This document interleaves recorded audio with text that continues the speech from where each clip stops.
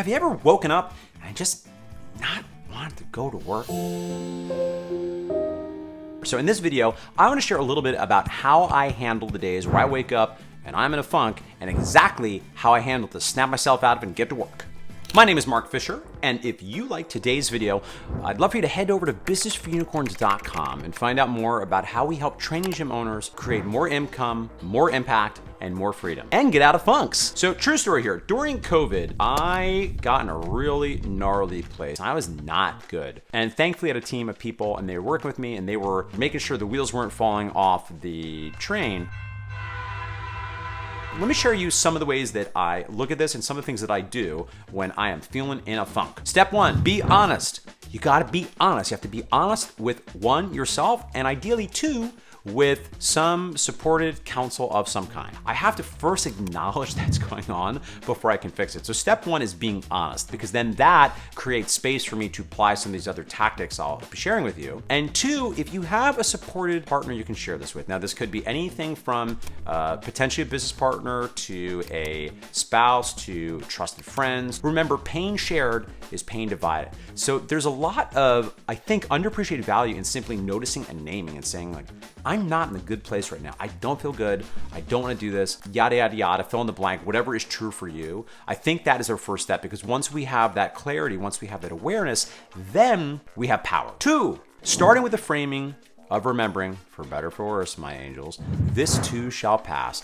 And yep, sad to say this is resonant for me right now in my life, because I got a newborn baby, and it is both amazing and challenging, and both the amazing parts of a newborn baby and the challenging parts of a newborn baby will pass. So when I find myself in a funk, I remember that this too shall pass. This feeling will pass. This is, impermanence is the law of the universe, and there's something about that I think that lubricates the rest of the process and the other slightly more action-focused things I will now offer for you. The third thing I do, I make sure I am managing my self-care inputs. I would look at self-care, and I might bifurcate it between physiological inputs and psychological inputs. They're different, but they both matter. So the physiological inputs are often the bugaboo. So this is what messed me up yesterday is, as I mentioned, I have a newborn. I had a terrible night of sleep, but I tend to start there. If you're feeling in the funk, I'm gonna check in first of all, how is your sleep going? Now, the good thing as a gym owner is you're a fitness professional. You likely understand how to take care of sleep quantity and sleep quality, but we gotta make sure that if at all possible, you're crossing your sleep T's and dotting your sleep I's. Related, obviously there are some other important physiological inputs, and that's training and nutrition. So the next thing to check in on is, are you working out consistently? Are you doing the things you know your body needs? Are you eating nourishing foods? And the third piece of physiological inputs is actually looking out for things that you don't want to overdo, that I sure like a lot, but when you're not moderate about, run issues.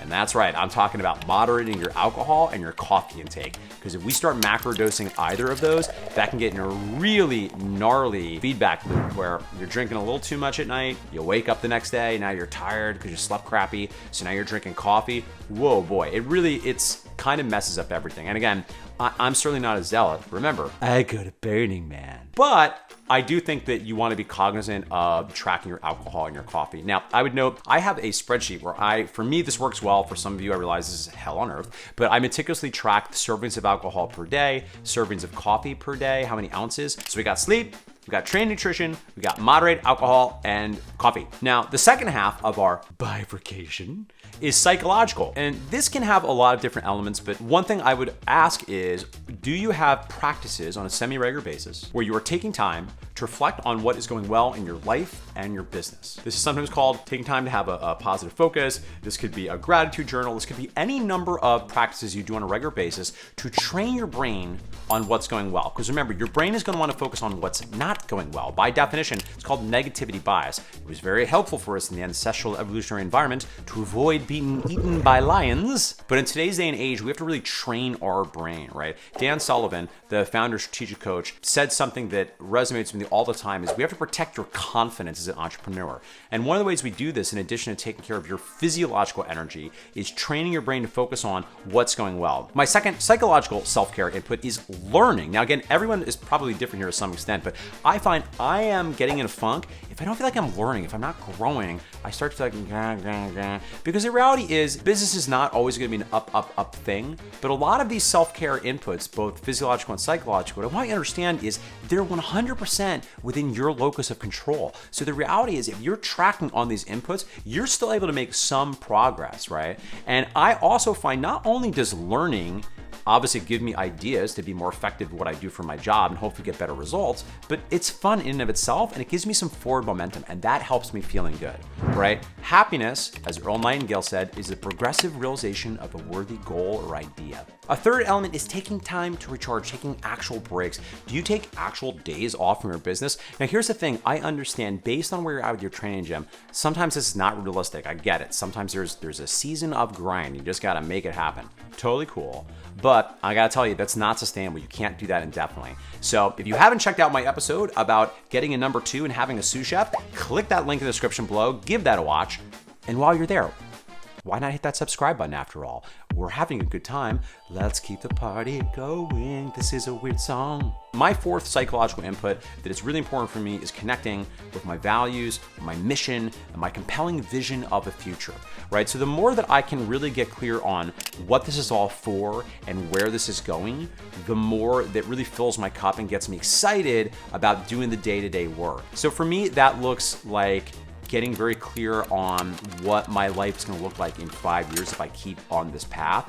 And I find that very exciting. Now, I have written before, and there's a lot of things. If you go to the Business for Unicorns website, you can find my 60-minute quick and dirty goal-setting exercise. I find this practice is indispensable for me because another thing that I think can lead me into funks is when I just don't see where this is all going. Because the reality is, business is tough. A lot of day-to-day things, some of it is not going to be glamorous, and that's okay. So that's why I think getting clear on where you're going can be very energizing. And step 4, the final step, do the damn thing anyway. Listen, sometimes there's going to be days where you've checked all of these, right? You've admitted you're down, you've remembered this will pass, you're doing your psychological inputs and you just can't do the thing. Once in a while, okay, sure, that's gonna happen every once in a while, but another tool that one I think must develop as a successful entrepreneur and human, don't think, just do, is doing the damn thing even when you don't feel like it. You just do it anyway.